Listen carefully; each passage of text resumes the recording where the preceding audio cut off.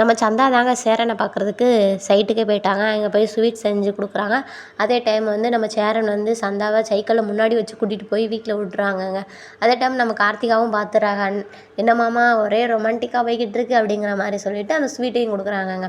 அதுக்கப்புறம் பார்த்தீங்கன்னா நம்ம நிலா வந்து அவங்க மாமனாரை விழுந்து விழுந்து கவுஞ்சிக்கிறாங்கங்க. என்னையெல்லாம் இப்படிலாம் யாருமே பார்த்துக்கிட்டது இல்லைம்மா அப்படிங்கிற மாதிரிலாம் அவர் சொல்கிறாரு. நீங்கள் யாராவது பார்த்துக்கிட்டா தானே அப்படிங்கிற மாதிரி பாண்டி சொல்கிறாருங்க. கரெக்டு அப்படிங்கிற மாதிரி நிலா சொல்கிறாங்க. அதுக்கப்புறம் பார்த்தீங்கன்னா நம்ம சேரனே வீட்டுக்கு வந்துடுறாரு. வீட்டுக்கு வந்தோடனே எல்லாருக்கும் அந்த ஸ்வீட் இதெல்லாம் கொடுக்குறாங்க. கொடுத்தோன்னே யாருன்னு கொடுத்தா சந்தா தாண்டா கொடுத்தா அப்படிங்கிற மாதிரி சொல்லல. ஓ வீட்டுக்கு போயிட்டு வரையானே அப்படி இல்லை சைட்டுக்கு ஓ சைட்டுக்கே வந்தாச்சா அப்படிங்கிற மாதிரி வந்து கேட்டுட்டு குடும்பமே கலாச்சிட்டு இருக்காங்க. அதே டைம் பார்த்தீங்கன்னா சைட்டில் இருந்து ஓனர் ஃபோன் பண்ணும்போது சொல்கிறாங்க. அப்போ பேசிகிட்டு இருக்கும்போது டிக்கேன்னு சொல்லணும். என்ன டிக்கேவா எல்லாம் சந்தாட்டேருந்து வந்தது தானா அப்படிங்கிற மாதிரி கலாச்சி விட்றாங்கங்க. அதோட நம்ம சேரனே பைய எடுத்துகிட்டு வெக்கப்பட்டுட்டு ஓடிட்டாங்கங்க.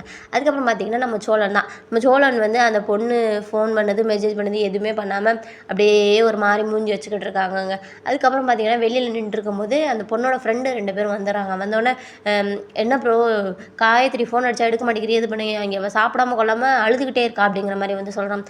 டே நான் லவ்வே பண்ணல என்ன ப்ரோ நல்லா நைட்டு மகளும் பேசிட்டு இப்போ லவ்வே பண்ணலைங்க அப்படிங்கிற மாதிரி சொல்கிறீங்க அப்படிங்கிற மாதிரி ஃபோன் பண்ணுங்க அப்படின்னு சொன்னோன்னே உடனே பாண்டி வந்தா டே அதே சொல்கிறாருல ஃபோன் பண்ணுவார் போங்க அப்படின்னு சொல்லிட்டு அனுப்பிச்சி வச்சுட்டான்.